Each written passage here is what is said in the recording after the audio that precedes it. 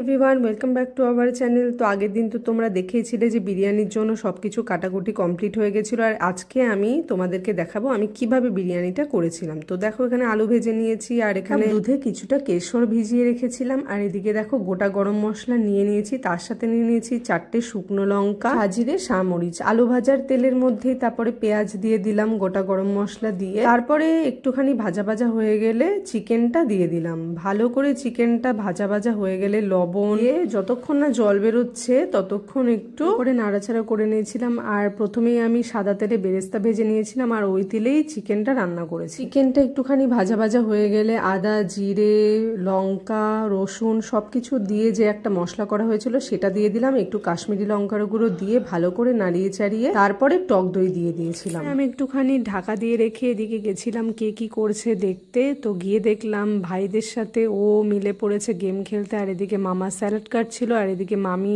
ইলিশ মাছ ভাজার জন্য তেল বসিয়ে দিয়েছিল। আমি ঢাকনা খুলে দেখলাম মাংস অলমোস্ট রেডি। তো তারপরে আমি বিরিয়ানি মশলা দিয়ে নামিয়ে নিয়েছিলাম, আর এদিকে ইলিশ মাছও ভাজা চলছিল। তারপরে আমি লেয়ারিং করতে শুরু করে দিয়েছিলাম। আমি রাইস দিয়ে দিয়েছিলাম, তারপরে গ্রেভি, চিকেন, আলু, বেরেস্তা, এক করে কেওড়া জল দিয়ে দিয়েছিলাম, তারপরে আবার এর উপর দিয়ে রাইস দিয়ে দিয়েছিলাম। এভাবে 2-3টে লেয়ার করে একদম শেষের দিকে যতটা ছিল কেশর ভেজানো দুধ পুরোটাই দিয়ে দিয়েছিলাম, আর বেরেস্তাটাও দিয়ে অল্প অল্প করে একটু গোলাপ জল, একটু কেওড়া জল আর অল্প পরিমাণে ঘি দিয়ে মিঠা আতর দিয়ে ভালো করে আটা দিয়ে ঢেকে দিয়েছিলাম। পরে ওভেনে একটা তাওয়া বসিয়ে সেটার উপরে 25 থেকে 30 মিনিটের জন্য লো ফ্লেমে রেখে দিয়েছিলাম।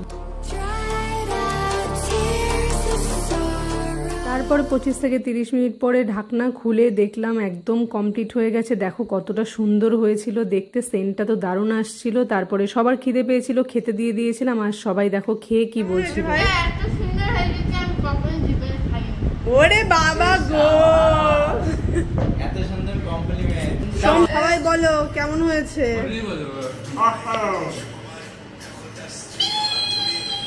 টনি বল কেমন হয়েছে। জুড়ে সব ফেল, সব বিরিয়ানি দোকান ফেলে দেবে। কেমন হয়েছে বিরিয়ানি?